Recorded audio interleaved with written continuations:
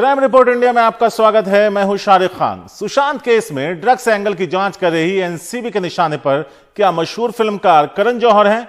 इस मामले में गिरफ्तार किए गए आरोपी क्षितिज प्रसाद की मजिस्ट्रेट के सामने दिए बयान को माने तो कुछ ऐसा ही लगता है।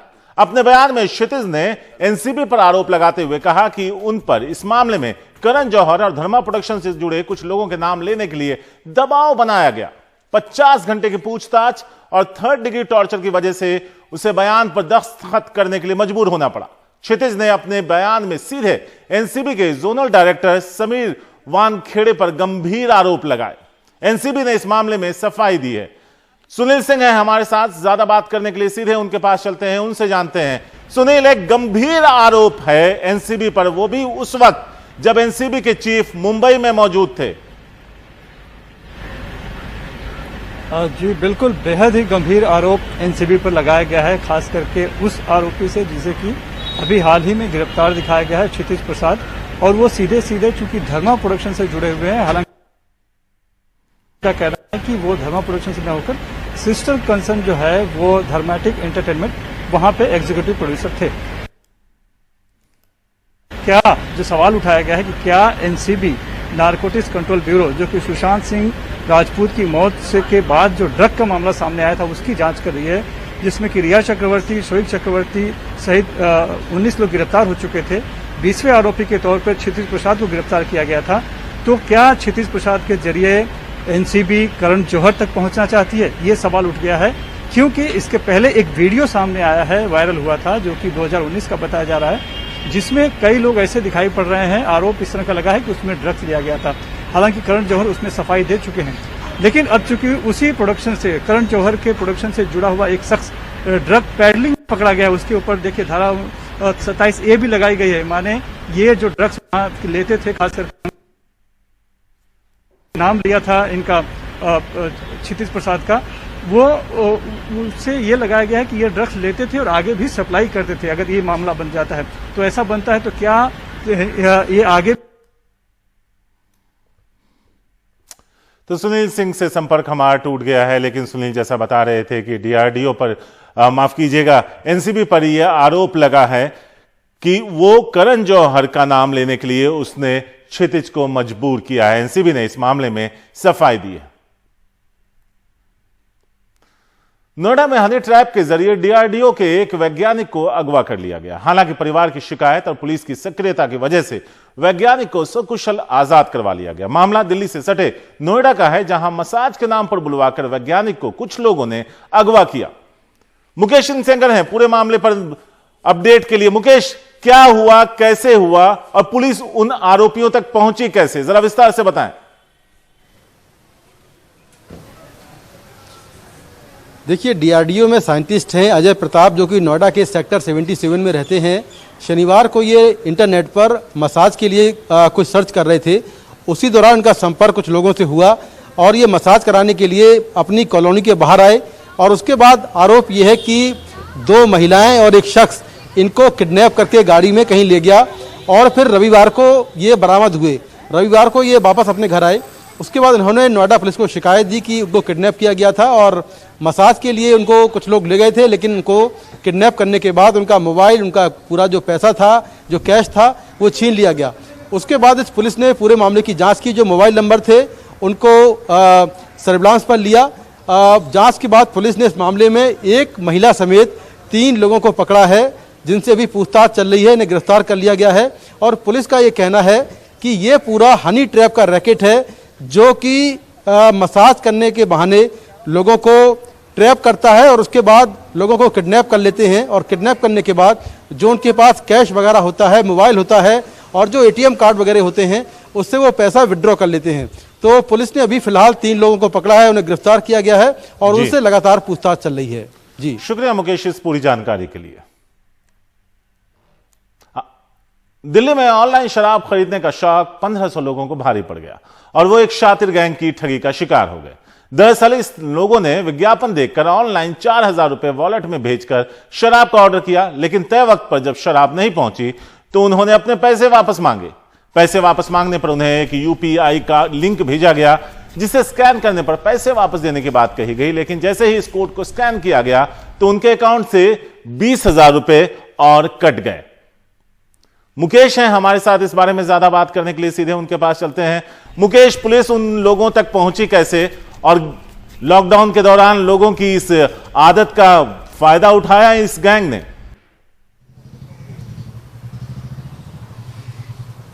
देखिए, बिल्कुल तमाम जो लोग हैं, लॉकडाउन के दौरान शराब की बहुत ज़्यादा डिमांड थी क्योंकि पूरा भारत बंद था उस समय। तो लगातार लोग इंटरनेट पर शराब के लिए, लिकर के लिए सर्च करते थे और ऐसे ही साउथ ईस्ट दिल्ली के कारोबारी हैं, उन्होंने फेसबुक पर देखा कि एक विज्ञापन निकला हुआ है। विज्ञापन में एक नंबर है और उसमें लिखा हुआ है कि लिकर कोई भी लिकर यहाँ से ऑनलाइन ले सकता है। उसके बाद उसने जो नंबर दिया गया था उस नंबर पर फ़ोन किया और फ़ोन करने के बाद उनको 4,000 रुपये जमा करने के लिए कहा गया और ये कहा गया कि बहुत जल्दी ही उनको लिकर मिल जाएगी। लेकिन उनको लिकर नहीं मिली और उनके पैसे भी गायब हो गए। उसके बाद जब उन्होंने उस नंबर पर फ़ोन किया तो ये कहा गया कि एक UPI लिंक वो भेजेंगे, UPI लिंक में जो QR कोड है उसको स्कैन कर लें जिससे उनके पैसे वापस आ जाएंगे, क्योंकि लिकर का जो स्टॉक है वो खत्म हो गया है। जब उन्होंने उस QR कोड को स्कैन किया तो उनके 20,000 रुपये और कट गए, यानी कि कुल 24,000 रुपये का उनको नुकसान हुआ। उसके बाद इस मामले की शिकायत पुलिस में हुई। पुलिस ने जांच के बाद ये पाया कि जिस अकाउंट में पैसा गया है, पेटीएम के जरिए जिस अकाउंट में पैसा गया है, वो अकाउंट साकेत की एक बैंक का है। जब साकेत की बैंक में वहाँ पर जाँच की गई तो पता चला कि हुजैफा नाम के शख्स का ये अकाउंट है। हुजैफा को गिरफ्तार किया गया। हुजैफा ने पूछताछ में कहा कि हाफिज तुफैल नाम का शख्स है जो कि लाडोसराय के एक मदरसे में काम करता है, उसके कहने पर उसने किया और वो अपना अकाउंट यूज करवा रहा था, उसके बदले उसको कमीशन मिल रहा था। पुलिस ने जांच के बाद जो हाफिज तुफैल है उसे भी गिरफ्तार कर लिया। हाफिज तुफैल ने कहा कि इस गिरोह का मास्टरमाइंड नसीर है जो कि राजस्थान में रहता है, भरतपुर में, और उसी के कहने पर वो लगातार पेटीएम के जरिए इन दोनों के अकाउंट में पैसे भेज रहा था और ये लोग कमीशन लेते थे। तो पुलिस को इस मामले में नसीर की तलाश जारी है और वही इस गिरोह का मास्टरमाइंड है जो कि पेटीएम के जरिए लोगों से पैसे मंगाते थे और बाद में उनको लिकर नहीं देते थे और QR कोड के जरिए भी तमाम लोगों के पैसे ठग लेते थे। शुक्रिया मुकेश इस पूरी जानकारी के लिए। तो शराब की लत ने इन लोगों को एक मौका मुहैया कराया, जिस मौके का इन्होंने फायदा उठाया, अब पुलिस की गिरफ्त में। मध्य प्रदेश में एक स्पेशल डीजी पुरुषोत्तम शर्मा का वीडियो वायरल हुआ है जिसमें वो अपनी पत्नी को बेरहमी से पीट रहे हैं। इस वीडियो में धमकी दे रहे हैं कि पत्नी उनकी निजी मामले के बीच में ना आए।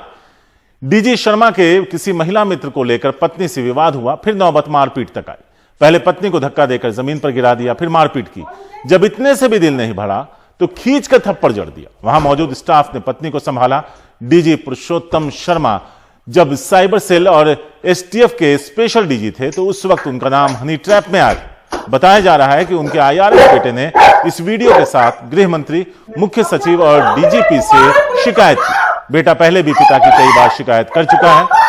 NDTV इस वीडियो की पुष्टि नहीं करता। स्पेशल डीजी मिस्टर शर्मा ने वीडियो में खुद होने की बात स्वीकार की। अपने बयान में कहा, मैंने कोई क्राइम नहीं किया, यह मेरे और मेरे पत्नी के बीच का पारिवारिक मामला है, इसे मैं खुद सुलझा लूंगा। साथ ही कहा कि अगर वो मुझसे इतना ही परेशान है तो साथ क्यों रहती है, मेरे पैसे का इस्तेमाल क्यों करती है। अब सफाई यह है कि मैं अपनी पत्नी और बेटे से लगातार संपर्क में हूं, पूरी कोशिश कर रहा हूं कि मामला सुलझ जाए। वायरल वीडियो पर कहा, जो किया वो सेल्फ डिफेंस में था, मैंने कोई मारपीट नहीं की, सिर्फ धक्का मुक्की हुई थी। आरोप लगाया पत्नी ने पूरे घर में CCTV कैमरा लगा दिया है, जहां जाता हूं वहां मेरा पीछा करती है, मुझे स्टॉक करती है, मैं बहुत परेशान हूं। 2008 में भी उन्होंने मारपीट की शिकायत की थी। अगर वो इतनी ही दुखी हैं तो इतने साल से मेरे साथ क्यों नहीं। फिलहाल इस वीडियो के सामने आने के बाद स्पेशल डीजी पुरुषोत्तम शर्मा को ड्यूटी से हटा दिया गया है। 2008 में भी वो मुझसे नाराज होकर शिकायत कर चुकी हैं, लेकिन प्रश्न ये उठता है कि 2008 से आज 12 साल हो गए, मेरे ही घर में रही हैं, मेरी सुख सुविधाएं भोग रही हैं, मेरे ही पैसों से विदेश यात्राएं कर रही हैं, मेरे ही सारी ले रही हैं। यदि मेरा स्वभाव इस तरह का मारपीट का होता, तो डेफिनेटली बहुत पहले शिकायत आ जाना चाहिए। मेरे पूरे घर में उन्होंने कैमरे लगा रखे हैं, ठीक है। जहां तक मारपीट का उनका संबंध है, एक सेल्फ डिफेंस भी होता है, लेकिन मैं पूरी स्वतंत्रता देता हूं उनको और उन बेटे को कि यदि वो समझते मैं खराब हूं, मेरे ऊपर कार्रवाई होना चाहिए। झूमा झटकी कई बार हो जाती है, लेकिन पीटना नहीं होता है। मैं कोई क्रिमिनल नहीं हूं और मैं कोई वायलेंट व्यक्ति नहीं हूं यदि कोई डिमांड होती तो आज तक छोड़ के नहीं चली जाती। टीवी को पीटते हुए नजर आ रहे हैं। देखा और पढ़ा मैंने भी है, कुछ आधिकारिक बात आती है तो देखता हूँ, कुछ शिकायत अगर लिखित में आती है तो बता। बिकॉज सर वो एक आईपीएस ऑफिसर और आपको डायरेक्टली रिपोर्ट करते हैं, आपके डिपार्टमेंट में करेंगे रिपोर्ट तो देखेंगे। नहीं सर, आप सो मोटो कॉग्निजेंस लेंगे क्या इसकी? मेरे पास में कोई शिकायत आएगी तो जरूर लेंगे। वक्त एक छोटे से ब्रेक का है। ब्रेक के उस पार यूपी में कहां चल रहे हैं बुलडोजर, बताएंगे आपको।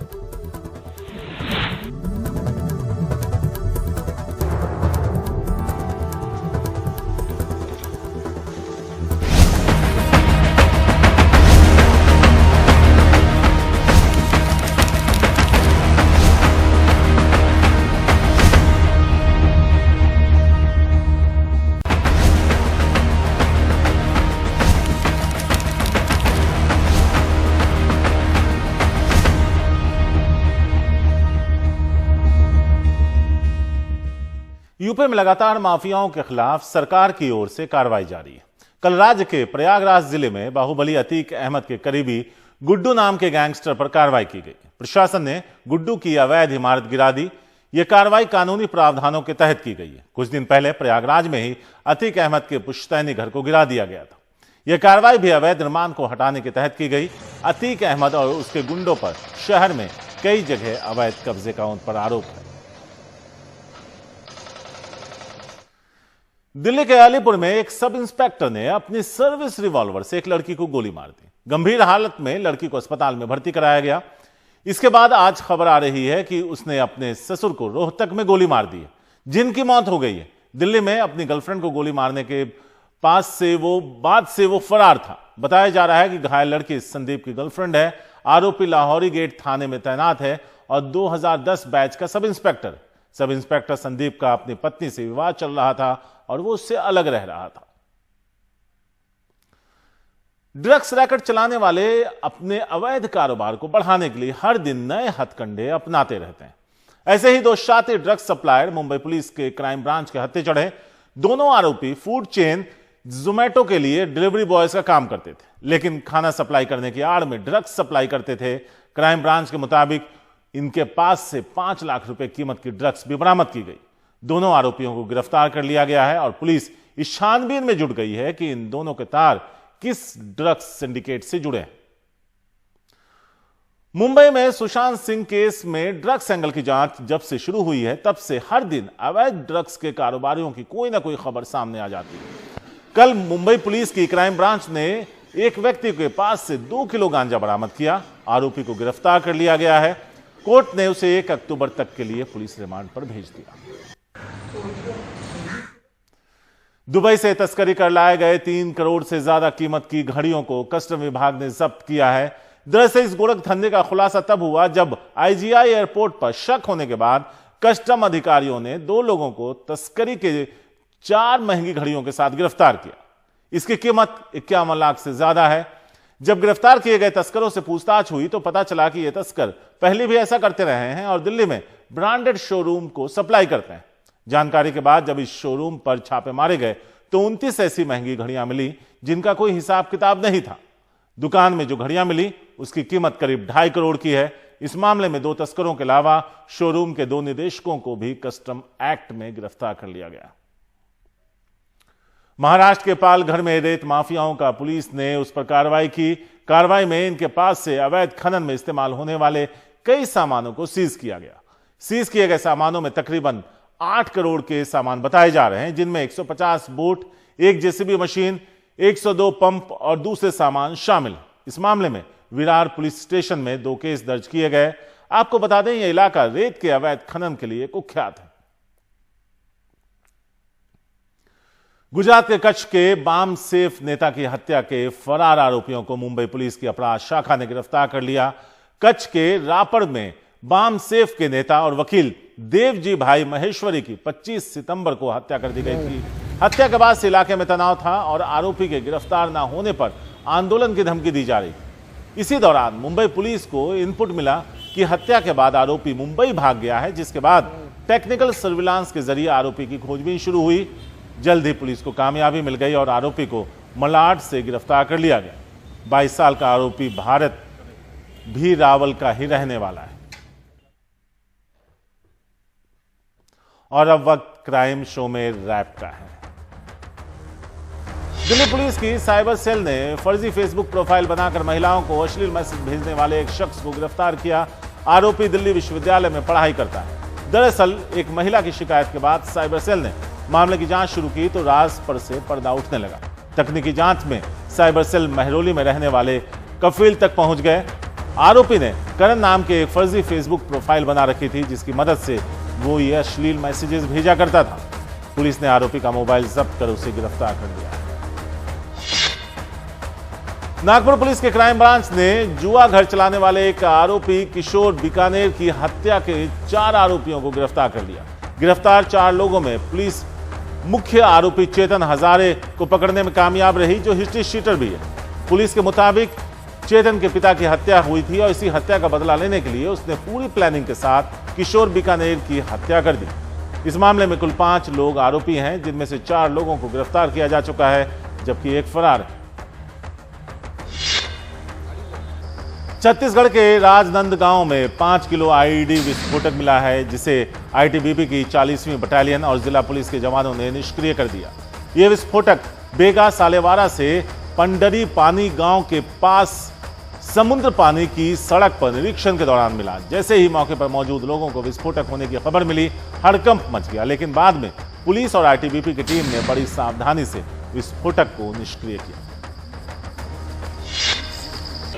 यूपी के संभल में 15,000 का इनामी बदमाश पुलिस के सामने समर्पण कर दिया उसने, लेकिन उस वक्त उसने अपने गले में एक तख्ती लटका रखी थी, जिसमें लिखा था, मैंने गलत काम किया है, मुझे संभल पुलिस से डर लगता है, मैं अपनी गलती स्वीकार करता हूं, मैं अपराधी हूं, मुझे गोली मत मारो। अब वो पुलिस की हिरासत में है और पुलिस मामले की जांच कर रही है। दिल्ली के आनंद पर्वत इलाके की नई बस्ती में 2 पुलिसकर्मियों की बहादुरी से एक शख्स की जान बच गई। मामला शनिवार रात का है, जब गौरव नाम का शख्स अपने दोस्तों के साथ एक ढाबे पर खाना खाने गया, लेकिन खाने के ऑर्डर में देरी होने पर उसकी ढाबा मालिक से कहासुनी हो गई, जिसके बाद ढाबे के मालिक आकाश और नीलेश ने अपने स्टाफ के साथ मिलकर गौरव को चाकू और रॉड से मारना शुरू किया। तब हेड कांस्टेबल दामोदर और कांस्टेबल विजय ने हमलावरों को काबू किया। उन्होंने लाठी की मदद से ही गौरव को बचाने की कोशिश की और कामयाब रहे। बाद में इन्होंने हमला करने वाले आकाश और नीलेश को गिरफ्तार कर लिया है और घायल गौरव को अस्पताल में भर्ती कराया है।